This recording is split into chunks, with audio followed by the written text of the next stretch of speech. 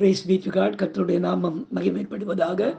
எங்களை அதிகமாய் நேசிக்கிற எங்கள் அன்பின் பரம தகப்பனே, இந்த கிருபையான கர்த்தாவே, காலை விளைக்காய் மக்கள் நாங்கள் நன்றி செலுத்துகிறோம். இந்த காலை விளையிலும் உம்மை துதித்து பாடி ஆராதித்து இந்த நாளிலே நாங்கள் தியானிக்கும்படியாக கர்த்தர் எங்களுக்கு கொடுக்கிற வார்த்தைக்கு நேராக கடந்து போகவும், நீர் எங்கள் வாழ்விலே ஊழியத்தின் பாதையிலே செய்த நன்மையை உடைய வசனத்திற்கு சாட்சியாக சொல்லி உடைய நாமத்தை மகிமைப்படுத்த கர்த்தர் உதவி செய்வீராக.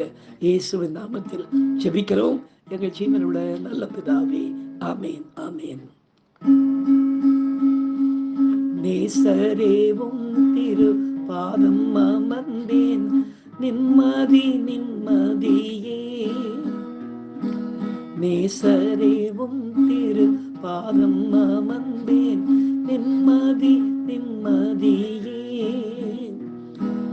ஆர்வமுடனே பாடி துதித்தேன், ஆனந்தம் ஆனந்தமே. அடைக்கலமே அதிசயமே. ஆராதனை ஆராதனை. வல்ல செயல்கள் நினைத்து நினைத்து உள்ளமே பொங்குதையா. வல்ல செயல்கள் நினைத்து நினைத்து உள்ளமே பொங்குதையா. நல்லவரே நன்மை செய்பவரே, நன்றி நன்றி ஐயா. அல்லேலூயா. நல்லவரே நன்மை செய்பவரே, நன்றி நன்றி ஐயா. நல்லவரே வல்லவரே. ஆராதனை ஆராதனை. நல்லவரே வல்லவரே. ஆராதனை ஆராதனை. எனக்கு அருமையானவர்களே, இந்த நாளிலே நாம் தியானிக்கும்படியாக கர்த்தர் நமக்கு கொடுக்கிற வார்த்தைக்கு நேராக நாம் கடந்து போவோம். எரேமியாவின் தீர்க்க தரிசன புத்தகம் 23ஆம் அதிகாரம் 23ஆம் வசனத்தை நாம் வாசிக்க கேட்போம். நான் சமீபத்திற்கு மாத்திரமா தேவன், தூரத்திற்கும் தேவன் அல்லவோ என்று கர்த்தர் சொல்லுகிறார் என்று எழுதப்பட்டிருக்கிறது. பிரியமானவர்களே, சமீபம் தூரம் என்று இடைவெளியை குறித்து இந்த வசனம் சொல்லுகிறது. வானம் எனது சிங்காசனம், பூமி எனது பாதப்படி என்று கர்த்தர் தம்முடைய பரிமாணத்தை சொல்லும்போது, வானத்திற்கும் பூமிக்கும் உள்ள இடைவெளியை ஆராய்ந்து சொன்னவர்கள் யார்?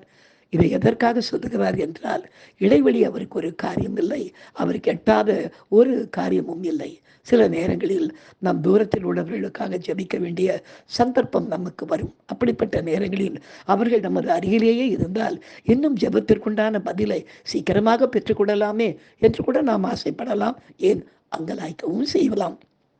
கர்த்தர் நமது விண்ணப்பத்துக்கு செவி கொடுத்து பதிலையோ சுகத்தையோ விடுதலையோ தருவதற்கு காலமோ தூரமோ இதெல்லாம் அவருக்கு ஒரு தடையாக நிற்கவே முடியாது.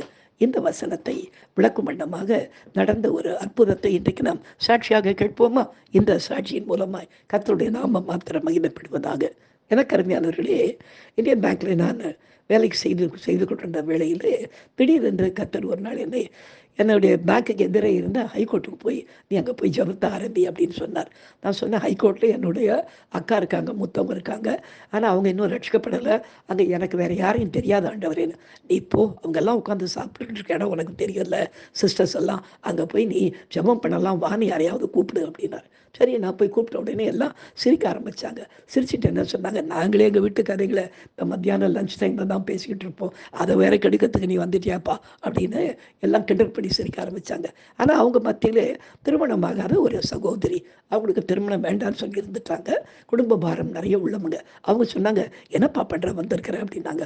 ஜெபம் பண்ண வந்திருக்கேங்க்கா அப்படின்னு சொன்னேன். நான் வரேன், எனக்கு நிறைய பிரச்சனை, இவங்களுக்கெல்லாம் ஒரு பிரச்சனை இல்லை, உட்காந்து சிரிச்சுக்கிட்டு இருக்காங்க அப்படின்னு சொல்லி என் கூட வந்து கொஞ்சம் தூரமாக ஒரு மரத்துக்கீழே உட்காந்து, அப்பா நீ ஜெபம் பண்ணும்போது நான் என்ன பண்ணணும் அப்படின்னாங்க. நான் ஜெபம் பண்ண நீங்கள் ஆமேன் ஆமேன்னு சொல்லுங்கள், உங்களுக்கு தெரிஞ்ச ஏதாவது உங்களுக்கு குறிப்புகள் இருந்தால் சொல்லுங்கக்கா, வேறு யாரையோடைய பிரச்சனை இருந்தால் சொல்லுங்கள், அதுக்காக நம்ம ஜெபிக்கலாம்னு சொல்லிட்டு நாங்கள் 2 பேரும் ஜெபம் பண்ணி முடிச்சிட்டோம். அவங்க சொன்னாங்க, அப்பா மனசுக்கு ரொம்ப நிம்மதியாக இருக்குதுப்பா, ஆண்டவர்கிட்ட உட்காந்தா நல்லா இருக்கும் போல இருக்கே, தினமும் வருவியா அப்படின்னு கேட்டாங்க. தினம் வர சொல்லி தானே நான் இப்போ வந்திருக்கேன் இன்றைக்கி அப்படின்னு சொன்னேன். சரிப்பா அப்படின்னு சொல்லிட்டு அவங்க என்னை அனுப்பிச்சு அவங்க போயிட்டாங்க. மறுநாள் நான் ஆஃபீஸில் பேங்க்கில் உட்காந்துருந்தப்போ இவங்க ரொம்ப வருத்தமாக வேகமாக அங்கே வந்து எல்லார்கிட்டையும் லவரண்டி என்பதர் எங்கே இருக்காரு அப்படின்னு கேட்டுக்கிட்டே வந்தாங்க. அப்படி கேட்டுட்டு வந்தப்போ நான் இல்லைங்க ஸ்டாஃப்ஸ் அங்கே இருந்த என்னுடைய பேங்க் ஸ்டாஃப் எல்லாரும் அதோ அந்த கவுண்டரில் உட்காந்துருக்கான் பாருங்கன்னு என்னை கையை கட்டினாங்க. அங்கேருந்து வந்த உடனே தம்பி கொஞ்சம் வெளியே வாப்பா அப்படின்னாங்க.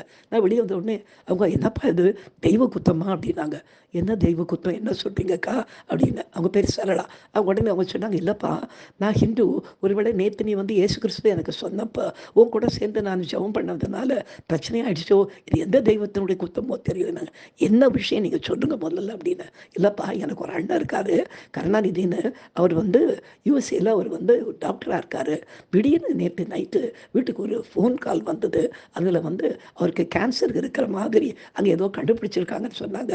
அதனால் எனக்கு இந்த ஜபத்தால் பிரச்சனையோன்ற பயமாக இருக்கு, ஒன்று கேட்க வந்தேன் அப்படின்னு சொன்னாங்க. நான் சொன்னாக்கா, ஒரு தெய்வத்துக்கிட்ட நம்ம விண்ணப்பம் பண்ணும்போது அந்த தெய்வம் நமக்கு வியாதியை கொடுக்குமா?